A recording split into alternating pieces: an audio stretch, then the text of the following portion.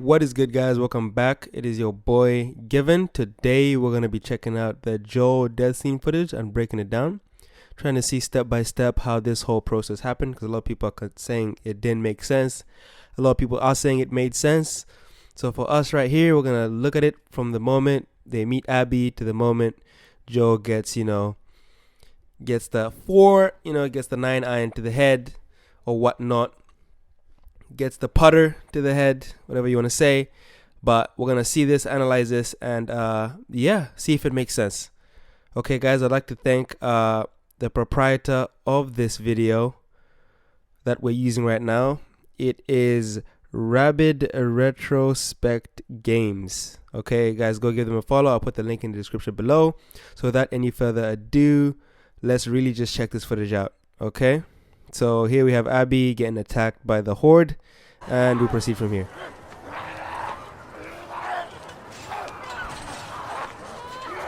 The volume was a little too high on that one. So Joel arrives. We're gonna have to run. Okay, so he's letting her know they're gonna have to run. Instantly there, Joel did not give his name. We've seen that. He hasn't given his name. He's just stating the fact that they have to get out of the situation alive. And in a situation like this, we also have to preface this by saying that, Joel and Tommy left early in the morning to actually get to this, to scout this area out to see if there was a lot of infected present. As people said, there was a lot of sightings of them. So they went to check it out, try and, do something about it. And I'm guessing they got overrun the same way Abby did. And then they kind of convened as they were both running away from their respective hordes and convened in this location. So let's proceed.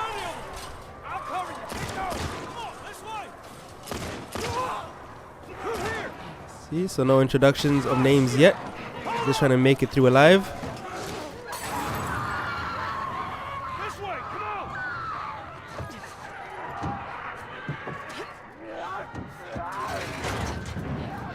Again, we see that from the other side, as we just saw there, the Horde was coming also from the other side. So they're pretty much surrounded in this area. So let's see what these guys have planned to get out of this situation. Just getting confirmation Abby is feeling fine. What does is where we going? Here we go. So instantly, Joel's survivor mindset is set. He's like, look, it doesn't matter what's happening. The situation we're in it now. So we have to find a way out of it. Let's see what he does. We can make a break for the lodge. Tommy making suggestions. We gotta warn everyone. Joel agrees. Come back with a cleanup crew. We gotta live through. See, so let's just stop right there. So Joel is only concerned in this situation is surviving the current situation and making it through alive. Watch them with us. Damn it! Some bitches are everywhere. We gotta move. Getting overrun. They're trying to exit the situation.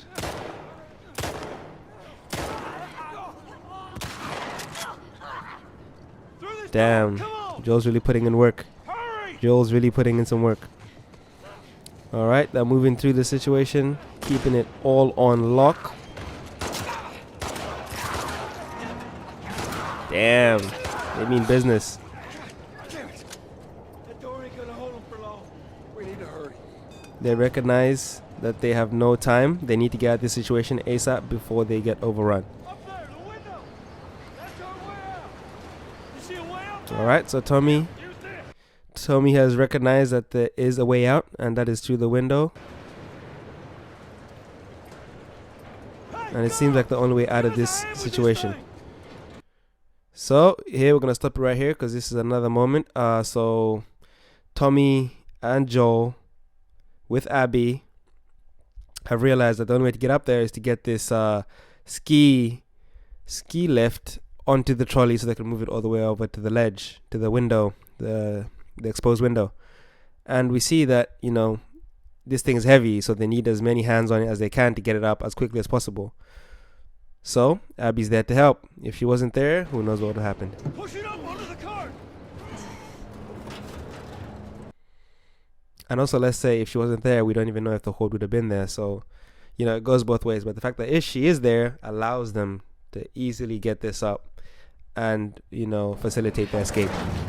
We're getting inside. I'll get the gondola to the window. You two keep the those infected. All right. Tommy and Abby get to work. Putting some time in. Where is she swinging, bruh? God damn, she was swinging some haymakers out there. Getting nothing. Nothing but air. Yo, put some work in, Abby. Put some work in. Put your back into it. Damn, that was just pure air. She missed that one. God damn. Abby, get it right. Get it together. The soldier, you're not giving me hope here. God. Oh, jeez. Did you see that stagger? So Joel's holding it down. Abby here is, running around like a headless chicken, but, doing how. Ooh, look at those hands. Bruh. Someone call Mike Tyson, please.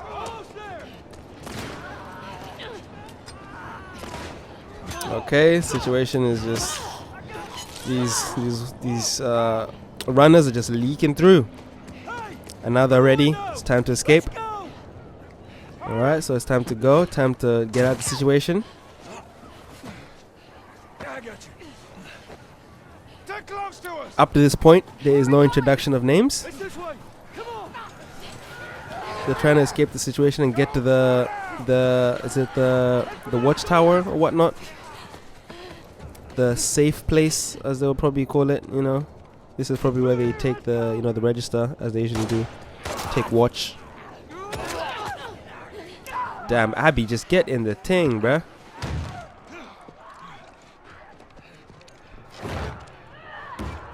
Alright, now let's pay attention to dialogue here. It's very important. Hey, I'm Tommy.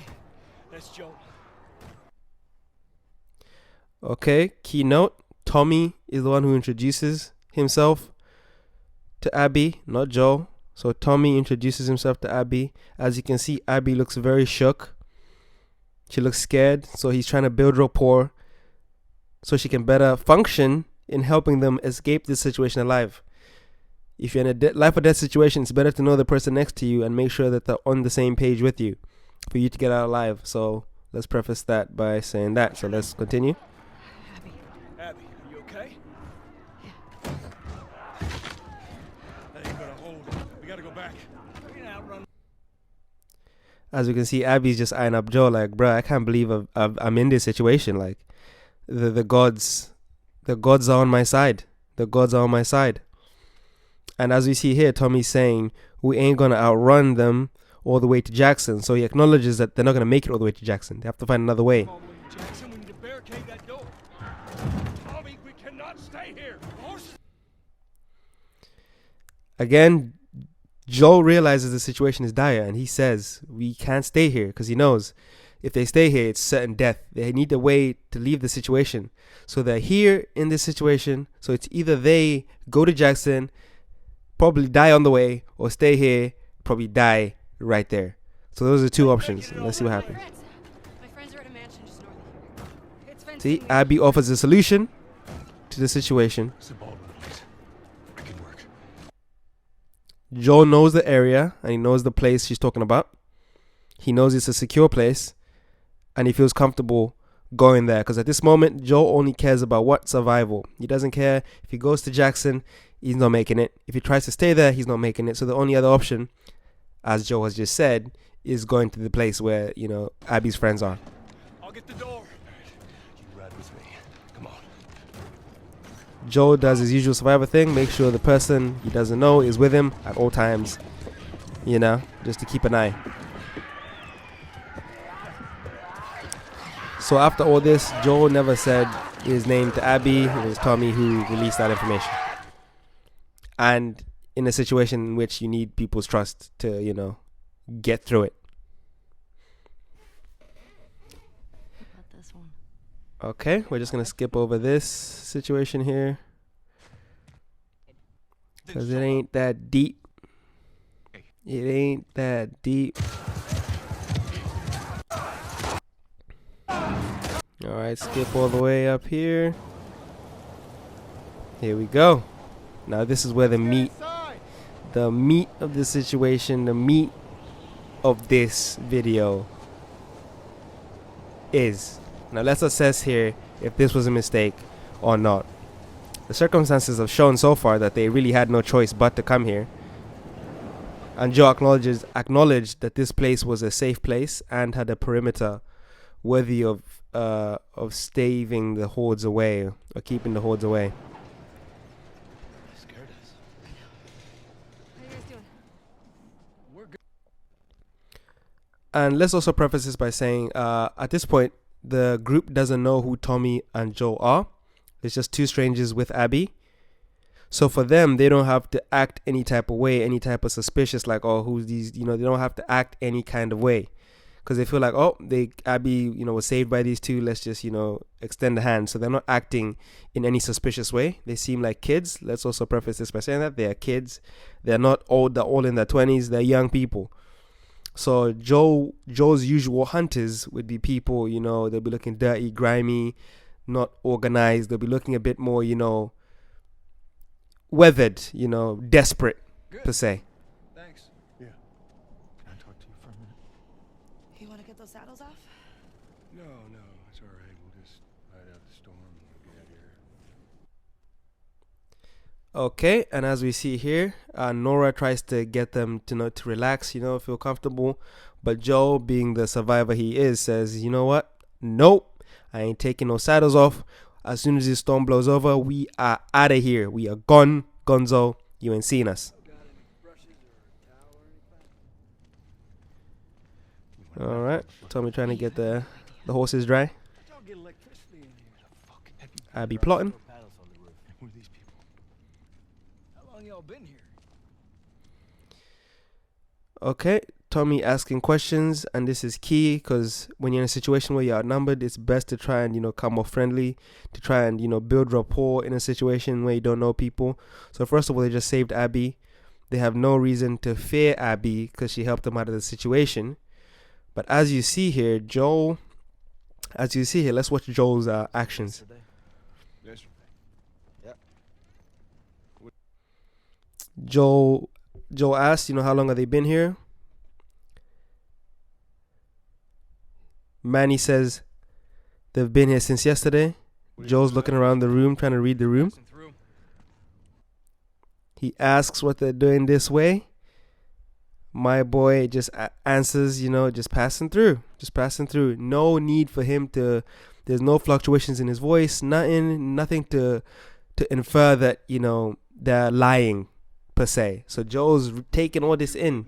You have to assume he's taking all this in. They seem pretty chill. Y'all should come back with us, restock before you head out.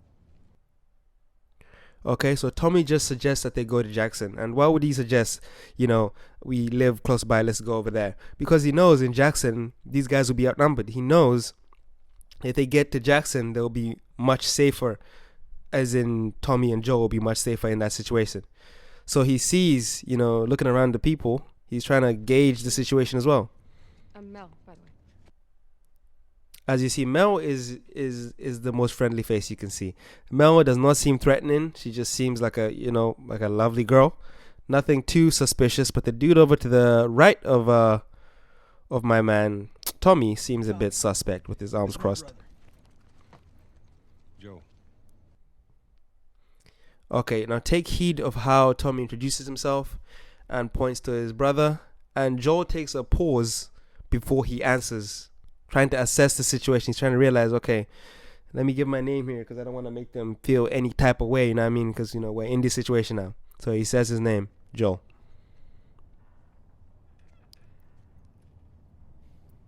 Felt like you heard of us or something.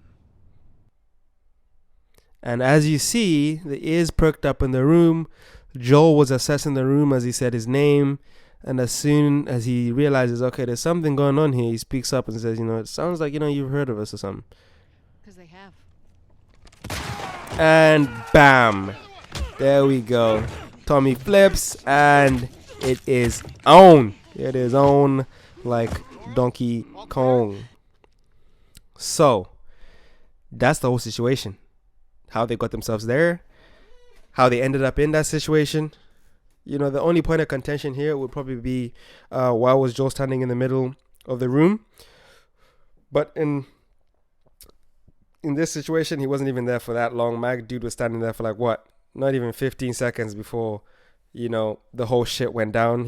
As soon as he said his name, that's when ears perked up. So he started looking around the room, trying to gauge the vibes, and that was that. That was a wrap. So Joel and Tommy in this situation, they did everything they could to kind of try and make the situation, as smooth as possible, as bearable as possible. But as we see, this situation was nigh impossible. They were stuck between a rock and a hard place, pretty much. Like, they either die by the horde, trying to go to Jackson, die by the horde, staying there, or go to this girl's place and have hope. So the only option they had was to go here. And when they get here, then another person's house, another person's place. So for them, they just had to give the information over, just try and build rapport, try and build a friendship there, because they had no reason not to trust Abby. But as soon as Joel gave his name, it was a wrap. And Tommy giving the information to go to Jackson and all that, all that stuff was try to build a connection to allow these people to come back so that when they're in Jackson, Joel and Tommy are better protected. Nothing really can go wrong in Jackson, So yeah, that's the situation. Did it make sense how they ended up in the situation? Yes, it did. Joel was assessing the situation as it happened. Joel was trying to survive the situation, and he realized the only way to survive the situation was to kind of put his cards, his chips on this girl's word, because he knew the place she was talking about. So he says, okay, I've been there. It makes sense. The perimeter must be secure if there are multiple of you, so we can hold up there. He made the assessment. He was going to get out as soon as possible, but it was too late at this point. But anyway, guys, that is me. We assessed the situation. We realized Joel there was no option here. He would have got clapped any which way, either by the horde or by Abby. And Abby took the W in this situation. You can't be mad at that. She used the situation to advantage and capitalized. It is what it is. It is what it is. But anyway, guys, I'll catch you guys in a bit, and I'll catch you guys next time. Till then, peace out.